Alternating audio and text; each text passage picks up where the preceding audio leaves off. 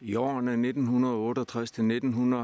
1968-1970 blev der på en fattig klitejendom i det nordvestlige Jylland tilplantet småskove på i alt 12 hektar. En af disse småskove blev plantet på lav jord, tidligere dyrket, men ellers på littorineflader overlejret af 7 meter flyvesand med en blanding af sitkagran, eg, bøg og rødel. 30 år efter så skoven nogenlunde sådan ud. Kun en meget grovgrenet Queen Charlotte proveniens af Sitka var at se, og løvtræet syntes totalt forsvundet. Omkring årtusindskiftet blev sitkagranerne så fjernet. De havde da allerede i en alder af 30 år opnået en betragtelig dimension.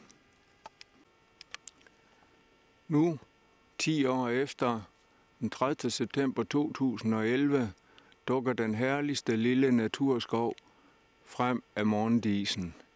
Ikke en urørt skov, langt fra, men en stærkt manipuleret og kunstigt beriget skov. Skoven er ikke stor, i alt under 1 hektar, men med en utrolig variation med tanke på beliggenhed og alder.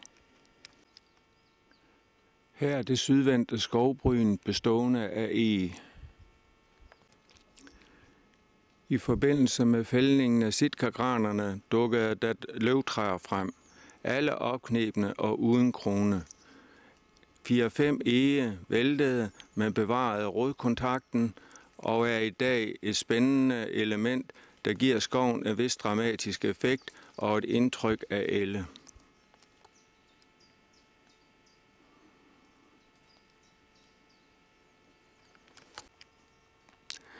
De sidste 10 år er altså gået med at forøge naturværdien i denne lille skov.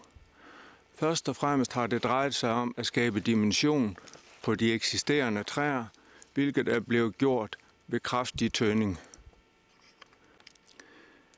De fældede træer får lov at ligge urørte, og der begynder straks en nedbrydningsproces.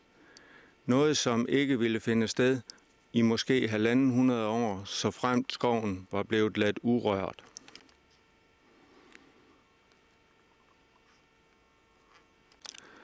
Nogle af egene bliver kappet et stykke oppe på stammen, så de ikke længere generer de tilbageblevne.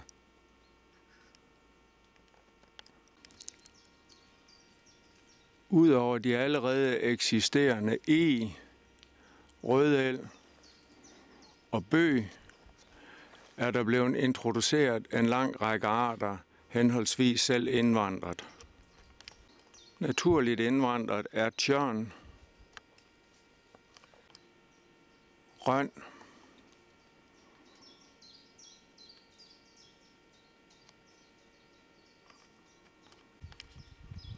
benved,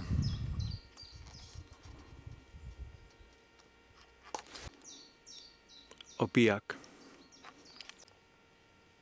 Der er en kraftig naturlig opvækst af især eg. Men også hestekastanje har indfundet sig af naturlig vej.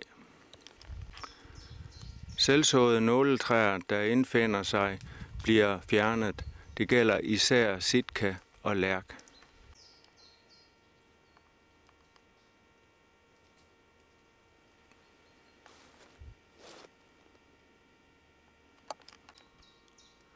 Da antallet af arter, der naturligt vil indvandre med henblik på beliggenheden, naturligvis er meget begrænset, er der kunstigt indført en lang række arter. Først og fremmest ahorn eller ær.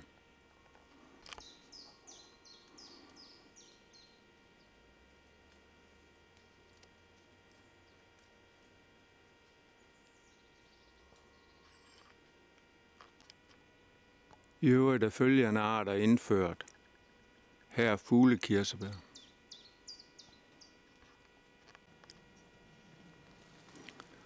Og lind.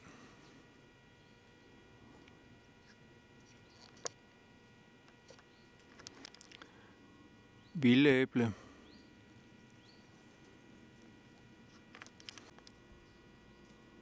Naver.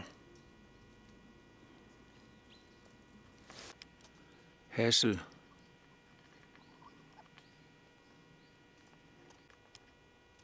Kvalkved,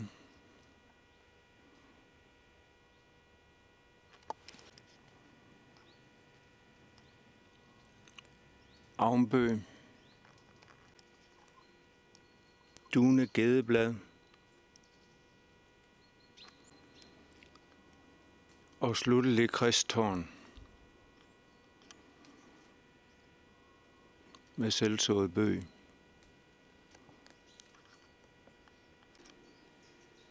Som sagt hugges der forholdsvis hårdt her i det første år med henblik på at skaffe dimension og storkronede træer, der gerne skulle kunne stå i flere hundrede år og derfor kræver plads og rum.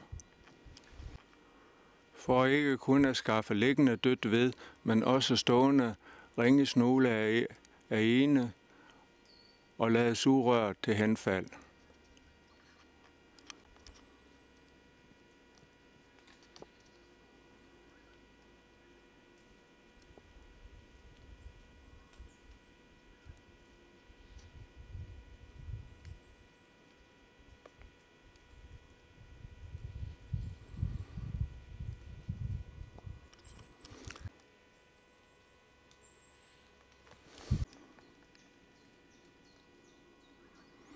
Men lad os et øjeblik lade billederne tale for sig selv.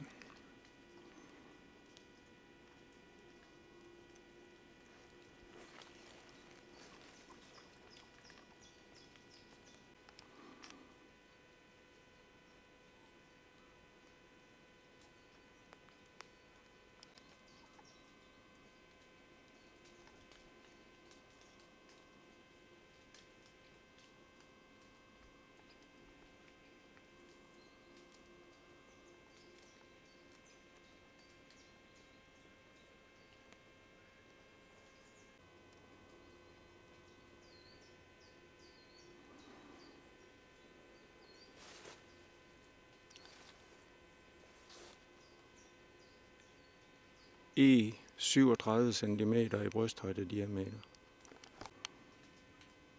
Bøg 32 cm. Et sørgeligt kapitel af asken, som også fandtes i skoven fra dens anlæg. Siden er de stort set alle visnede og døde. Nogle enkelte forsøger igen at skyde, men det er nok tvivlsomt, om de overlever i længden.